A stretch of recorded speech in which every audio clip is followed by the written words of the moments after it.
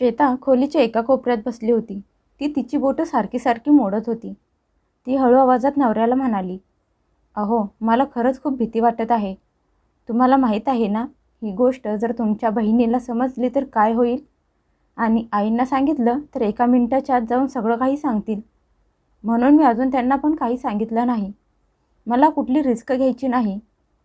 राहुलने एक मोठा श्वास घेतला आणि जरा रागातच म्हणाला, श्वेता, कधीपर्यंत आपण असं लपून लपून जगायचं? कधी ना कधी सत्य समोर येणार आहे आणि जेव्हा येईल तेव्हा तर अजूनच मोठा तमाशा होईल. हे सगळं आता जास्त दिवस आपलं राहणार नाही. आपल्याला हे सगळं सोडायला लागणार आहे.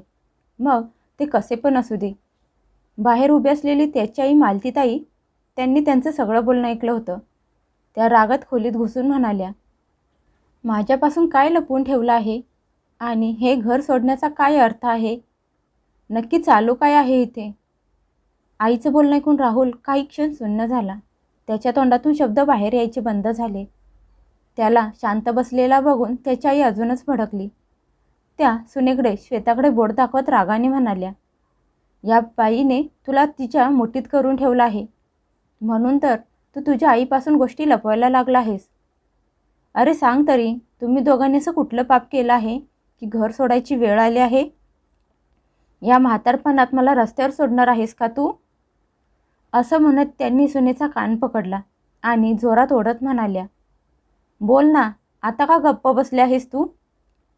मला सगळं माहीत आहे. तूच माझ्या मुलाला तुझ्या बोटावर नाचायला शिकवलं आहेस. आता तो तेच बोलणार जे तू त्याला बोलायला सांगशील. पण लक्षात ठेव, या घरात अजून मी जिवंत आहे. आईने बायकोचा कान पकडलेला बघून राहुलने आईच्या हातातून तिचा कान सोडवत रागात ओरडत म्हणाला, आई, तिला सोड. या सगळ्यात तिची काही चूक नाही. तिने मला काहीच लपून ठेवायला सांगितलं नाही. मीच तुला योग्य वेळ आल्यावर सांगणार होतो. त्याची आई ओरडत म्हणाली, अरे, तुझी योग्य वेळ कधी येणार आहे? जेव्हा आपण रस्त्यावर येऊ तेव्हा सांगणार होतास का की तू हे घर गहाण ठेवलं आहेस? बोल आता. माझ्यापासून एकही शब्द लपून ठेवलास तर चांगलं होणार नाही.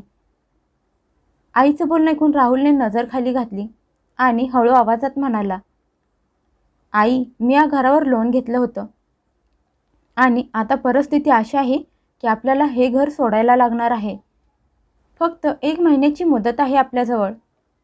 तो पुढे काहीतरी बोलणार होता, पण श्वेताने इशारा करून त्याला थांबवलं. बस एवढं ऐकताच मालतीताई भडकल्या आणि रागात म्हणाल्या, काय म्हणालास तू? या घरावर लोन, आणि ते पण मला न सांगता? माझ्यापासून लपवून तुझी हे सगळं करण्याची हिंमत कशी झाली? राहुल, तुला कल्पना तरी आहे का हे घर तुझ्या वडिलांनी किती मेहनतीनं बांधलं होतं? आणि त्या पैशांचं काय केलंस तू? ते सगळे पैसे कुठे उडवले का तू? असं म्हणत तिरक्या नजरेने त्यांनी श्वेताकडे बघितलं आणि म्हणाल्या, का सगळे हिच्यावर उधळलेस?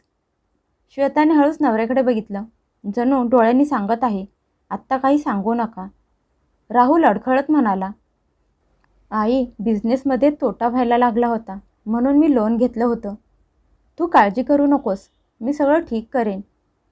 त्याची आई ओरडत म्हणाली, ठीक करणार तू? अरे, अगोदर तर सगळं बर्बाद केलंस आणि आता बोलत आहेस की ठीक करणार?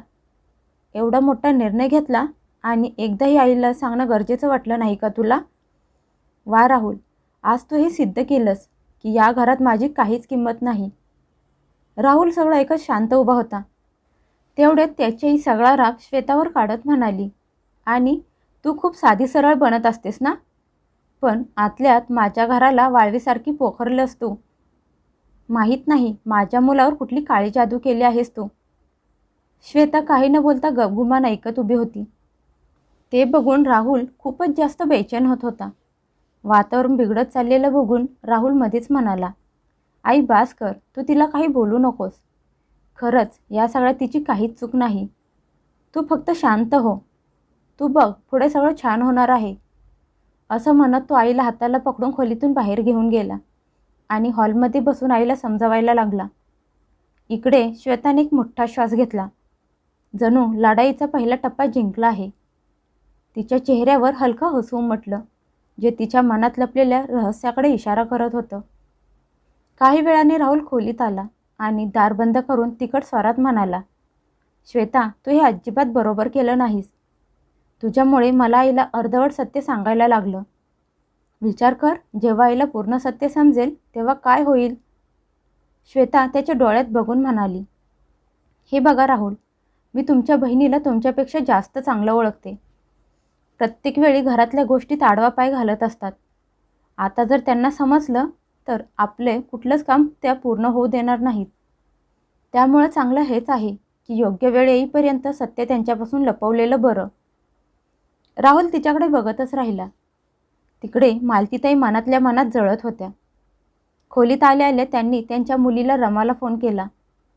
मुलींनी फोन उचलल्या त्यांनी रडायला सुरुवात केली आणि म्हणाल्या, रमा, माहीत नाही आता काय होणार आहे या घराचं. तुझ्या भावानं सगळं काही बरबाद करून टाकलं, ते पण त्या बाईच्या सांगण्यावरून. रमा घाबरून म्हणाली, आई काय झालं? मला सगळं समजेल अशा भाषेत व्यवस्थित सांग.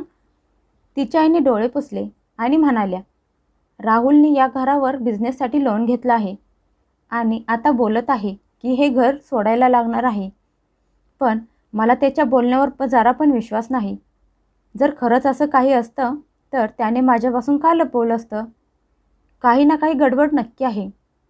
मला तर असं वाटत आहे की ती नालायक बाई तिच्या तालावर माझ्या मुलाला नाचवत आहे. रमा रागात म्हणाली, आई, असं तर नाही ना की त्या दोघांनी वेगळा राहण्याचा प्लॅन बनवला आहे आणि तुला कुठल्या तरी वृद्धाश्रमात सोडायचा विचार करत आहेत? मला तर सुरुवातीपासूनच वहिनीची लक्षणं काही ठीक वाटत नव्हती. हे सगळं ऐकून मालतीताईंच्या तळपायाची आग मस्तकात गेली. त्या म्हणाल्या, अरे देवा, जर असं काही झालं ना रमा, तर मी जिवंत राहणार नाही.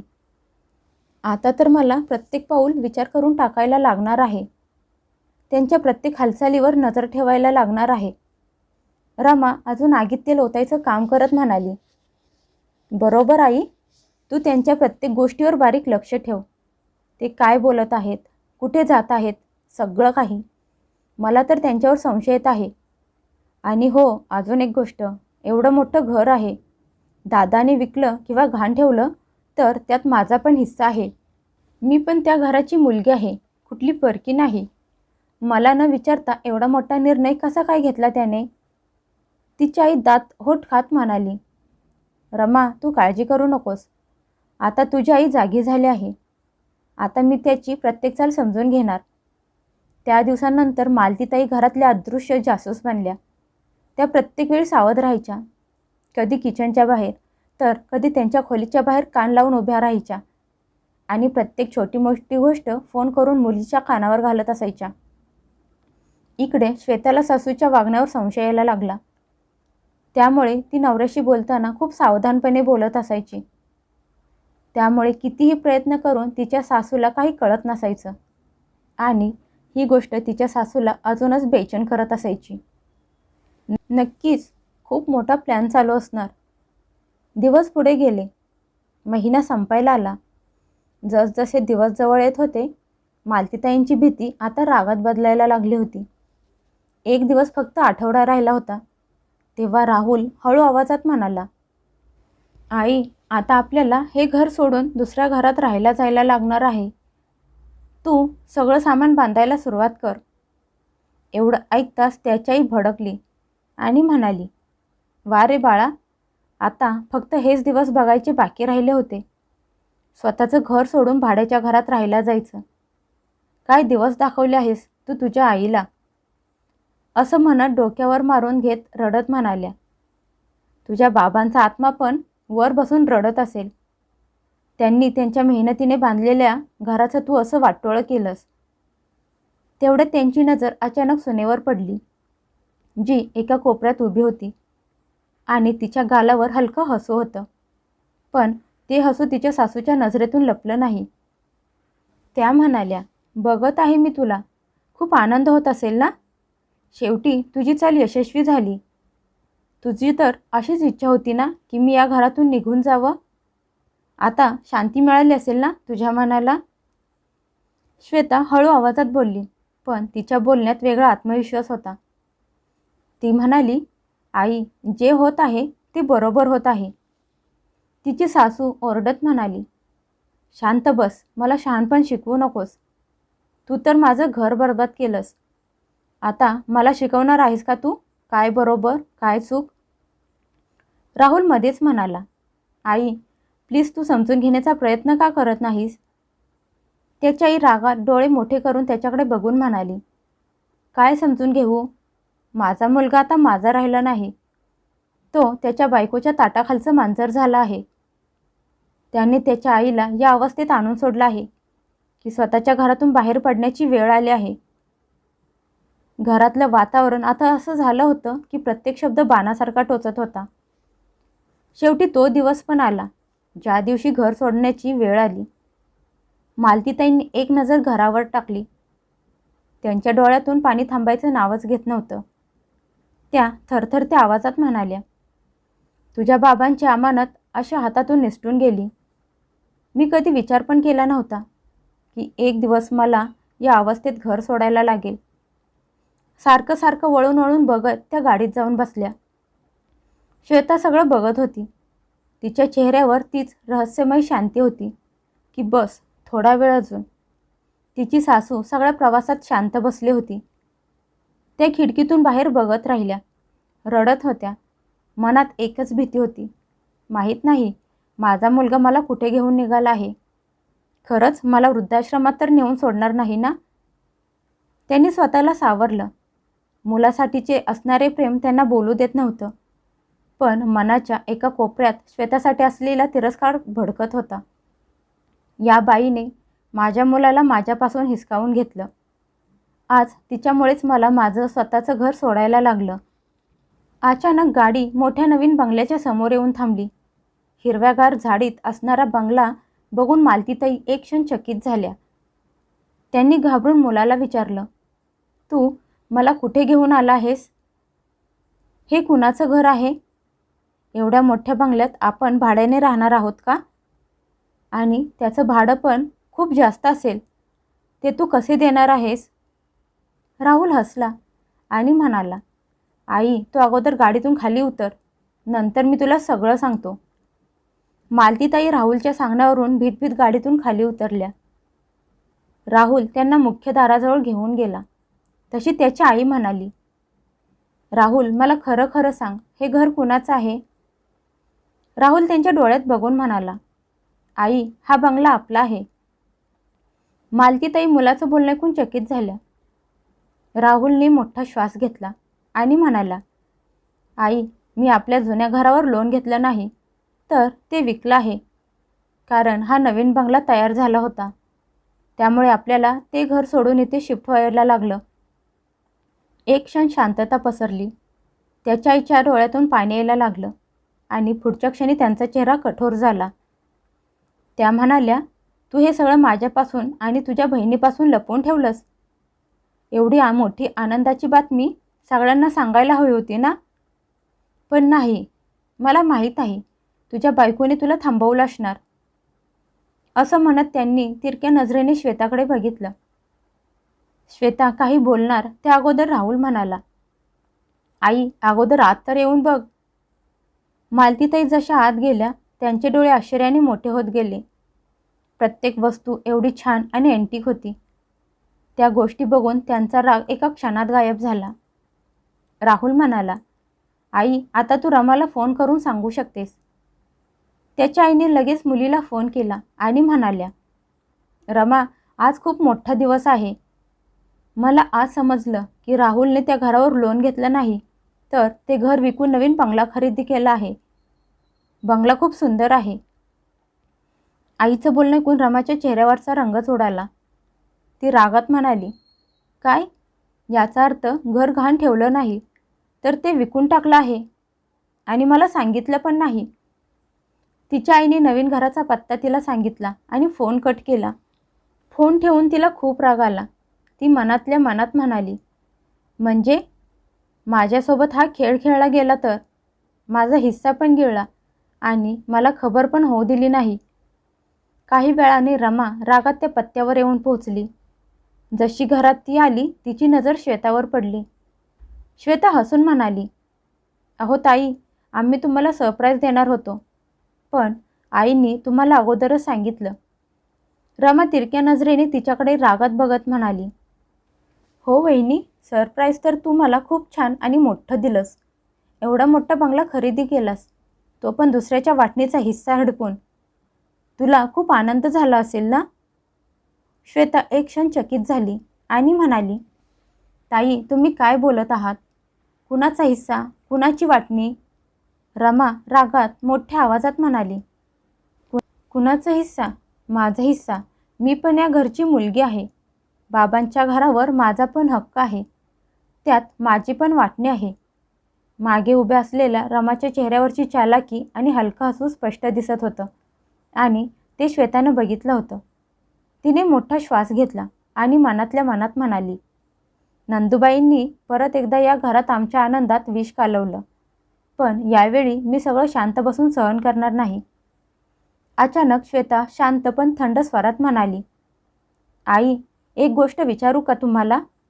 जर खरंच मी एवढी वाईट आहे जसं ताई तुम्हाला दाखवत असतात, पण कधी तुम्ही मला तुमच्या डोळ्यांनी चुकीचं वाईट करताना बघितलं आहे का? सुनेचं बोलणं ऐकून तिची सासू जरा दचकली. त्यांच्याकडे उत्तर नव्हतं. मग रागात म्हणाल्या, बघायची काय गरज आहे? जे काही होत आहे ते कमी आहे का? श्वेता लगेच उत्तर देत म्हणाली, आई, हीच तर गोष्ट आहे. तुम्ही बघितलं नाही, फक्त ऐकलं आहे. आणि जे ऐकलं आहे ते पण कुणी ऐकलं आहे ते पण स्पष्ट होईल. रमा तणतणत म्हणाली, वहिनी, तुला तर फक्त माझ्यावर आरोप करायला येतात. सरळ सरळ का बोलत नाहीस? श्वेता म्हणाली, हो ताई, स्पष्टच बोलणार आहे, पण सत्य थोडं कडू असेल. हे ऐकून रमाच्या चेहऱ्यावरचे भाव बदलले. श्वेता म्हणाली, राहुल, काल मी जी फाईल दिली होती ती फाईल तेवढी घेऊन या. राहुल हैराण झाला, पण काही क्षणात तो ती फाईल घेऊन आला. श्वेताने ती फाईल सासूच्या हातात दिली आणि म्हणाली, आई, बघा, तुमच्या लाडक्या मुलीने तुमच्यासोबत किती मोठा धोका केला आहे. मालतीताईंनी हळूहळू ती फाईल उघडली. त्यात त्यांच्या जुन्या घराचे कागद होते. त्या हैराण होऊन म्हणाल्या, हे काय आहे? श्वेता म्हणाली, आई, हे तेच पेपर आहेत ज्यावर काही महिन्यांपूर्वी ताईंनी त्यांच्याकडून धोक्याने यावर सही करून घ्यायचा प्रयत्न केला होता. ताई, आठवत आहे का तुम्हाला? जर त्यावेळी माझं लक्ष गेलं नसतं तर तुम्ही सगळं गिळलं असतं. श्वेताचं बोलणं ऐकून रमाचा चेहरा पांढरा पडला. ती अडखळत म्हणाली, वहिनी, तू खोटं बोलत आहेस. श्वेता तिखट स्वरात म्हणाली, खोटं? मग आईंना स्वतः ते सगळं वाचू द्या, म्हणजे सगळं स्पष्ट होईल. मालतीताईंनी पेपर वाचायला सुरुवात केली. तसा तसा त्यांच्या चेहऱ्याचा रंग उडायला लागला. त्या म्हणाल्या, हे तर संपत्ती ट्रान्सफरचे पेपर आहेत. यात तर लिहिलं आहे की हे घर रमाच्या नावावर होणार आहे. घरात शांतता पसरली. रमा पूर्णपणे घाबरली होती. ती घाबरत म्हणाली, आई, ती तर एक फॉर्मॅलिटी होती. श्वेता लगेच म्हणाली, फॉर्मॅलिटी? ते पण स्वतःच्या आईला न सांगता? नाही, हे तर लालच होतं. तुम्ही विचार केला की गुपचूप सगळं तुम्ही स्वतःच्या नावावर करून घ्याल. मालतीताई रागात उभ्या होत्या. त्यांना विश्वासच बसत नव्हता की त्यांच्या मुलीने त्यांना धोका दिला होता. त्या रागात म्हणाल्या, रमा, हे सगळं खरं आहे? रमाने मान खाली घातली आणि म्हणाली, आई, मी तर फक्त माझा हक्क घ्यायचा प्रयत्न करत होते. तिच्या आईचा आवाज भरून आला. त्या म्हणाल्या, हक्क असा घेतला जातो का? स्वतःच्या आईपासून लपवून, स्वतःच्या भावाचे सगळं हडपून? मला माहीत होतं तुला त्या घरात हिस्सा हवा होता, पण सगळं काही हिसकावून? श्वेता तिच्या सासूला म्हणाली, आई, जेव्हा राहुलने ते पेपर वाचले तेव्हा त्यांना पण खूप मोठा धक्का बसला होता. त्यांनी मला सांगितलं तेव्हा मग आम्ही जुने घर विकून नवीन घर घेण्याचा निर्णय घेतला, म्हणजे कोणीही नात्याच्या नावावर गैरफायदा घेणार नाही. राहुलने मान खाली घातली आणि म्हणाला, आई, मला तुला सांगायचं होतं, पण मी घाबरलो होतो की तू मनातून खचून जाशील. मालतीताईंच्या डोळ्यातून पाणी यायला लागलं. त्या म्हणाल्या, राहुल, आज मी तुटले आहे, पण ते तुझ्यामुळे नाही तर स्वतःच्या मुलीमुळे. रमा आता स्वतःच्याच जाळ्यात अडकली होती. ती रागात म्हणाली, मग काय चुकीचं केलं? मी पण या घरची मुलगी आहे. गावची जमीन पण दादाने हडपली, तेव्हा त्याला कोण काही बोललं नाही. श्वेता कठोर आवाजात म्हणाली, ताई, गावची जमीन तर आईंच्या उपचारांसाठी विकली होती. मुलगी स्वतःच्या स्वार्थासाठी घराला तोडत नाही. आपल्यांनी तर स्वतःच्या भावाला धोक्यात ठेवून घर हिसकावून घेण्याचा प्रयत्न पण केला आणि आईच्या मनात विष पण भरलं. मालतीताईंनी मुलीकडे तिरस्काराने बघितलं आणि म्हणाल्या, रमा, मी तुला प्रत्येक वेळी डोक्यावर बसवून ठेवलं. तुझं प्रत्येक बोलणं ऐकलं आणि तूच मला मोहरा बनवलंस. आईचं बोलणं ऐकून रमा शांत झाली. तिच्याकडे काहीच उत्तर नव्हतं. श्वेता फक्त एकच गोष्ट बोलली, आई, जर मी मनात आणलं असतं तर खूप अगोदर तुम्हाला सांगितलं असतं. पण माझी अशी इच्छा नव्हती की तुमचा तुमच्या मुलीवरून विश्वास उडावा. पण आज जेव्हा त्या स्वतः या घराला तोडायला आल्या आहेत, त्यावेळी सत्य समोर आणणं गरजेचं होतं. मालतीताई भरल्या मनाने सोफ्यावर बसल्या आणि म्हणाल्या, आज मला समजलं की खरा दुश्मन कोण आहे, कोण आपला आहे. रामाच्या डोळ्यात आज पहिल्यांदा भीती दिसत होती. श्वेता शांत उभी होती, पण यावेळी तिच्या शांततेत तिचा विजय स्पष्ट दिसत होता. आज श्वेताने तिच्या सासूचे डोळे उघडले होते. कोण आपलं आणि कोण परकं याची त्यांना जाणीव करून दिली होती.